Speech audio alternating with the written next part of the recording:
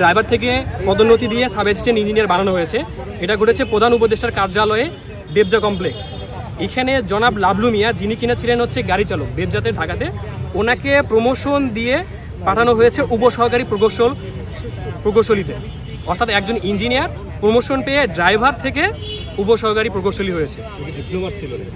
না, উনি ড্রাইভার ছিলেন, উনি ডিপ্লোমাও না, উনি ড্রাইভার ছিলেন। সম্প্রতি আমরা দেখতে পেরেছি যে প্রধান উপদেষ্টার কার্যালয়ে এমন একটি ন্যাক্কারজনক ঘটনা ঘটেছে যে একজন ড্রাইভার, তাকে পদোন্নতি দিয়ে উপসহকারী প্রকৌশলী বানানো হয়েছে। তো একজন ড্রাইভার অবভিয়াসলি তার হচ্ছে সেই টেকনিক্যাল জ্ঞান থাকার কথা না যে সে উপসহকারী একমাত্র স্মার্ট সিটি বসুন্ধরা, আধুনিকতায় এক ধাপ এগিয়ে। প্রকৌশল পদে পদোন্নতি পাবে। যদি কেউ এখানে আসতে চায় তাহলে অবশ্যই তাকে এই ইঞ্জিনিয়ারিং সেক্টরে লেখাপড়া করতে হবে। সেখানে এই কাজটা করছে, তা আবার হচ্ছে প্রধান উপদেষ্টার কার্যালয়ে। যে জিনিসটা নিয়ে আমরা পূর্বেও কথা বলেছি, শুধুমাত্র এমনটা যে না যে ড্রাইভার থেকে হচ্ছে ইঞ্জিনিয়ার বানানো হচ্ছে তা না। আমরা দেখতে পাচ্ছি যে যারা বাংলাদেশের টেকনিশিয়ান লেখাপড়া করে, ডিপ্লোমা টেকনিশিয়ান, তাদেরকেও প্রমোশন দিয়ে আমাদের দেশে হচ্ছে ইঞ্জিনিয়ার বানানো হচ্ছে।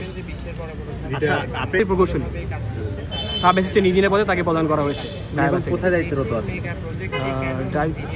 প্রধান উপদেষ্টার কার্যালয়ে দায়িত্বরত আছে। যদি আমরা এটাকে বলি স্বজনপ্রীতি কিনা, এটা মেইন কথা হচ্ছে দুর্নীতি করছে। এখন এটা স্বজনপ্রীতির কারণে করছে নাকি হচ্ছে অর্থের জন্য করছে, এটা আসলে তো তাদের ইন্টারনাল বিষয় যে তারা আসলে কোন কারণে করছে। এই বিষয়ে আসলে আমাদের প্রধান উপদেষ্টার কার্যালয় থেকে আসলে কোনো রকম পদক্ষেপ নেওয়া উচিত ছিল যে কেন এমনটা হলো। কিন্তু আমরা এখন পর্যন্ত তেমন কোনো রকম ব্যবস্থা নিতেই দেখি নাই যে কেন একজন ড্রাইভার প্রধান উপদেষ্টার কার্যালয়ে তাও পদোন্নতি পেয়ে সাব অ্যাসিস্ট্যান্ট ইঞ্জিনিয়ার হচ্ছে। এই বিষয়ে কি আপনারা কোনো প্রতিবাদ লিপি বা কোনো কিছু? আমরা এর আগেই রাজশাহীতে এটা নিয়ে আমরা প্রতিবাদ সমাবেশ করেছি বেশ কয়েকদিন, কিন্তু আসলে তারপরে কোনো রকম ব্যবস্থা এখানে নেওয়া হয় না।